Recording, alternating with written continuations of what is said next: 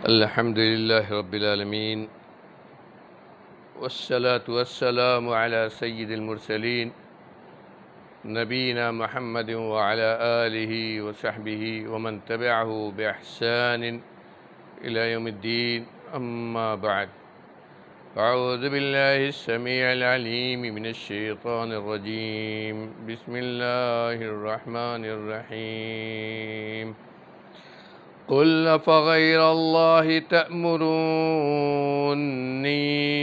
अअबुदु अय्युहल जाहिलून वलक़द ऊहिय इलैक व इलल्लज़ीन मिन क़ब्लिक लइन अशरकत लयहबतन्न अमलुक वलतकूनन्न मिनल ख़ासिरीन बलिल्लाह फ़अबुद वकुन मिनश शाकिरीन। मुअज़्ज़ज़ हाज़िरीन, नाज़रीन, सामिईन, दोस्तों, सूरह ज़ुमर की इन आयात में अल्लाह रब्बुल आलमीन ने दोबारा शिर्क और तौहीद के दरमियान पूरे तौर पर फ़र्क कर दिया। इन आयात में अल्लाह रब्बुल आलमीन ने इस बात की वज़ाहत कर दी है कि जिस तरह शिर्क दुनिया का सबसे बड़ा जुल्म है, इसी तरह इसकी बुनियाद मुकम्मल तौर पर जहालत है। जो लोग शिर्क करते हैं हकीकत में वो अल्लाह रब्बुल आलमीन की अज़मत, किब्रियाई, बड़ाई से जाहिल। आदमी अगर ख़ुद अपनी हकीकत को समझ ले तो शिर्क की बीमारी में नहीं पड़ेगा। और इसीलिए नबी करीम सल्लल्लाहु अलैहि वसल्लम को मुखातब करके कहा गया है कि आप मुश्रिकीन से कह दीजिए, जो लोग शिर्क करते हैं उनसे कह दीजिए कि हमारा और तुम्हारा एक साथ नहीं हो सकता है।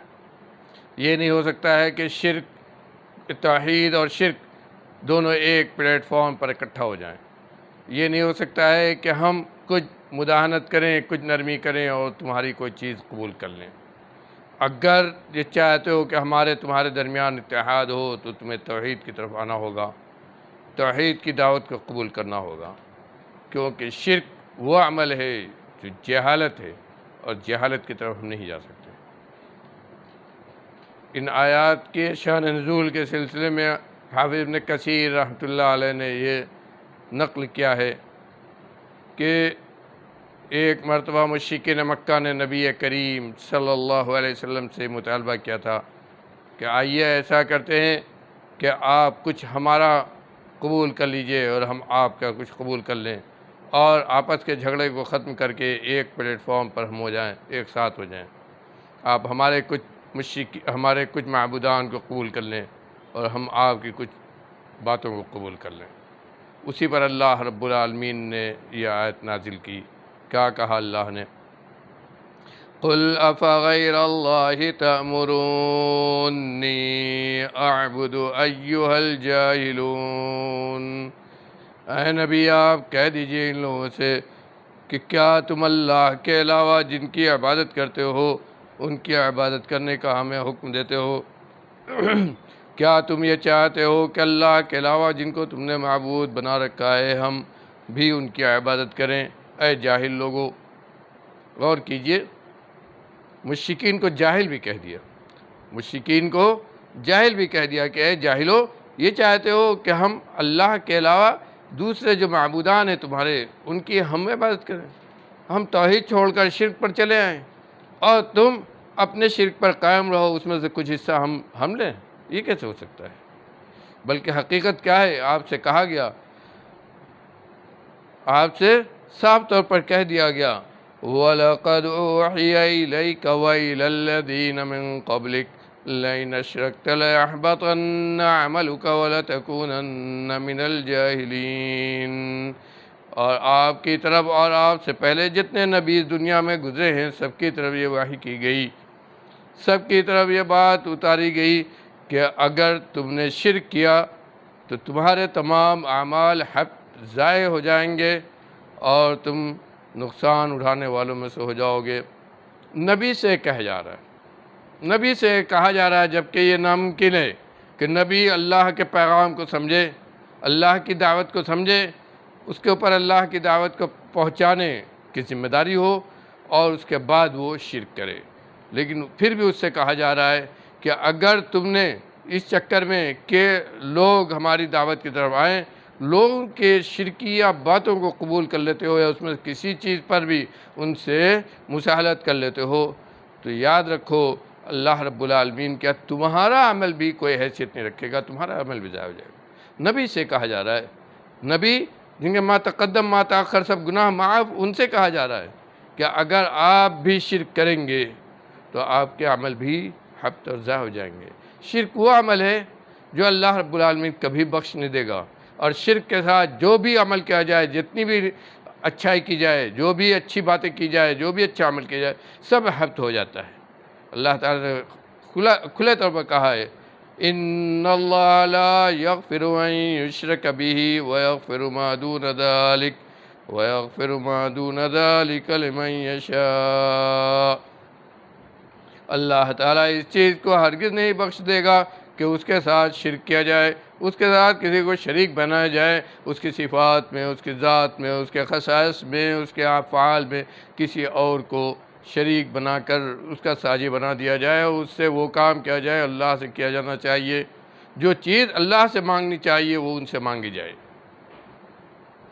वयग़फ़िरु मा दून ज़ालिक लिमन यशा, लेकिन शिरक के अलावा और कोई गुनाह आदमी करता है तो अल्लाह चाहेगा तो माफ़ कर देगा। वमन युश्रिक बिल्लाहि फ़क़द ज़ल्ल ज़लालन मुबीना, और जो भी आदमी अल्लाह के साथ शिरक करता है बहुत बड़ी खुली हुई गुमराही में है।